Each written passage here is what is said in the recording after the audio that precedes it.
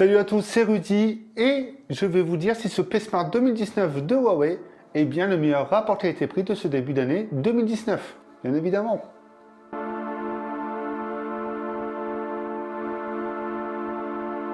Et oui, Huawei réitère sa gamme P, donc j'avais testé le P Smart 2018 et je trouvais que pour le prix, il était vraiment sympa. Et Huawei propose tout simplement la même chose avec quelques améliorations. Côté design, quelques changements sont apportés. On retrouve toujours cet écran sans bordure, mais avec moins de bordure que le modèle précédent. Et surtout l'arrière également qui change, mais qui reste toujours en plastique. Après un plastique avec une sensation d'aluminium, c'est maintenant du plastique qui donne cet effet de reflet, comme les smartphones en verre de la marque. Bien entendu, ce plastique est très cheap. Il prendra rapidement les traces, les coups, etc. Mais l'aspect 3D donné est très agréable, aussi visuellement. Comment? À savoir également que je l'ai reçu en deux modèles et j'ai vraiment apprécié cette couleur Aurora Blue. Tout simplement parce que l'effet de couleur est très joli, mais c'est vrai que c'est un peu flashy. Et j'ai pas l'habitude d'utiliser des smartphones avec une telle couleur. Mais pour une fois, ça se démarquait. Donc pour ceux qui souhaitent ce modèle avec une couleur qui se différencie ou un modèle sobre, il n'y a pas de souci, vous avez l'embarras du choix. J'ai également constaté que le plastique sonne creux lorsque l'on tapote dessus, ce qui amène une fragilité forcément, mais surtout qu'il y a bien un espace entre les composants et ce dos. Hormis ça, on retrouve un manteau qui est plutôt fin, des bords assez fins et une encoche. Et cette encoche, eh bien, elle ne loge que le capteur frontal. Et ça mixe un peu entre ce que fait OnePlus avec la forme de goutte d'eau, mais également Vito avec la grosse goutte d'eau. Et au final, eh bien, ce mix des deux ne prend pas trop de place sur l'affichage. Mais dans l'ensemble, ce smartphone est vraiment sympa et je ne m'attendais pas à avoir une aussi bonne amélioration sur ce type de gamme. Et surtout, un produit qui se démarque. En main, eh bien, le form factor est super intéressant puisqu'il tient plutôt bien en main malgré son grand écran et surtout, ne glisse pas trop. À l'arrière, on retrouve le lecteur d'empreintes digital, mais également le double capteur photo, car chez Huawei, on ne s'en passe plus. Pour rester sur l'écran, eh bien, c'est un écran de 6,21 pouces dans le format Full View, bien évidemment. C'est un écran IPS Full HD+, qui est amplement suffisant au quotidien. Même si sur la colorimétrie, cet écran n'est pas le meilleur du marché, il pourra être paramétré depuis les paramètres, mais son gros avantage, c'est qu'il est très lumineux. Et il m'a même carrément cramé les yeux. Juste comme ça, vite fait, le lecteur d'empreintes digitales fonctionne très bien, il est même plutôt rapide, et la reconnaissance faciale fonctionne plutôt bien également. Même si ce n'est pas une reconnaissance faciale 3D, avec la luminosité de l'écran augmentée ou même en plein jour, il n'y a aucun souci. Si on parle des performances, eh bien on reprend tout simplement la fiche technique du Honor 8X. D'ailleurs, ceux qui n'ont pas vu le test, vous l'avez ici. On retrouve donc un Kirin 710, 3 Go de RAM, 64 Go de stockage et c'est amplement suffisant. Tout tourne très bien au quotidien, je n'ai pas eu de réels problèmes, sauf au niveau des jeux où j'ai remarqué quelques latences. Surtout sur les jeux lourds, en même temps c'est normal, hein, on n'est pas sur un produit ultra haut de gamme, donc il fallait s'attendre à avoir ces petits lags. Mais franchement, hormis ça, ça passe amplement.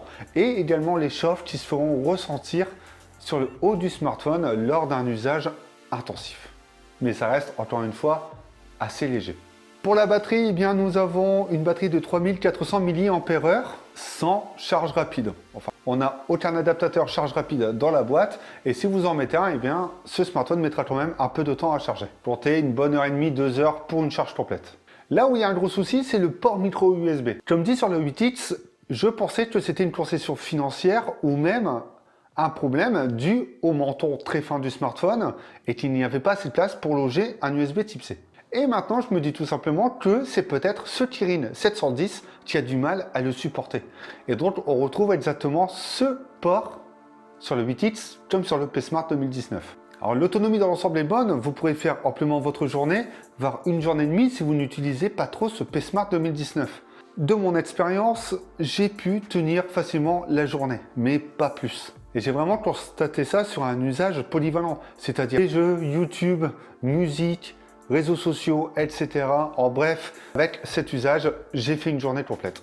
Et j'ai terminé à 20-30% environ. Aussi, ce smartphone est fourni avec Android 9 Pie et donc EMUI 9. Et cette version d'EMUI apportera tout simplement les gestes de navigation assez pratiques sur ce type de smartphone, mais également toutes les nouveautés que l'on a également sur les Mate 20, Mate 20 Pro et également les futurs P30. La photo, alors le capteur principal de 13 mégapixels, eh bien c'est plutôt bon, mais c'est pas naturel. On remarque clairement une surnetteté présente, c'est-à-dire que la balance des blancs est pas super bien gérée, même l'entrée de lumière, et surtout que ça améliore parfois automatiquement et logiciellement les clichés. Donc quoi qu'il arrive, de jour comme de nuit, bonne luminosité ou non, vous allez perdre en détail et surtout les clichés seront trop lissés. Alors c'est amplement suffisant pour poster sur les réseaux sociaux, mais ce n'est pas suffisant pour le photographe amateur. Il y a ensuite l'IA qui est intégrée à ces capteurs et qui permettra donc d'améliorer les clichés. Mais ça m'a aidé justement à chercher un ciel un peu plus bleu, un mur plus blanc et surtout un peu plus de détails sur le rendu couleur et le rendu de la scène. Globalement, le rendu des scènes est assez correct, donc on va pas se plaindre sur ça. Il ne faudra donc pas attendre de ce capteur de 13 mégapixels ou vers un 1.8 des clichés de malade. Huawei a également ajouté plusieurs scènes à son IA et reconnaît désormais des bâtiments ou des pièces intérieures. Ça peut être bien, mais les ajouts apportés sont vraiment minimes. Et le second capteur, lui, de 2 mégapixels, ne sera présent que pour l'effet beauté. Sur l'avant, le 8 mégapixels, bon, il s'en tire plutôt bien, mais arrivé à une certaine basse luminosité ou autre, c'est pas le meilleur non plus. Et il y a l'IA qui est intégrée. Donc, sur les Mate 20, c'était le mode HDR. Là, on a l'IA. Et ça permet tout simplement d'enjoliver les selfies et de reconnaître 8 scènes également. Juste pour terminer le test sur un petit point. Le haut-parleur. Et là, c'est une vraie catastrophe parce qu'en fait, ce haut-parleur n'est vraiment pas bon du tout. C'est criard, c'est grésille, c'est pas puissant, c'est mal géré. Et en fait, pour ceux qui souhaitent écouter de la musique sur un smartphone à ce prix, eh bien, ce n'est pas bon du tout. Alors, le prix de ce P Smart 2019 est de 250 €. C'est le même prix que le Honor 8X. Et à partir de là, le 8X est un peu plus premium, mais moins ergonomique. Ce P Smart 2019 est un très bon rapport qualité-prix face à d'autres marques et propose quand même une expérience plus intéressante. Huawei ajoute également son savoir-faire dans ses smartphones moins chers et surtout propose des points d'amélioration face au modèle de 2018. Est-ce qu'il est à conseiller? Oui. Est-ce qu'il vaut le coup face au Honor 8X? C'est une autre approche. Vous connaissez mon avis sur ce P Smart 2019, donc maintenant c'est à vous de donner le vôtre dans les commentaires. N'hésitez pas à liker, à vous abonner et à partager cette vidéo si vous l'avez appréciée.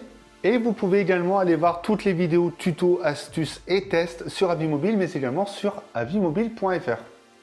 Et nous on se retrouve bientôt pour une autre vidéo et pourquoi pas peut-être un petit fight entre le P Smart 2019 et le 8X.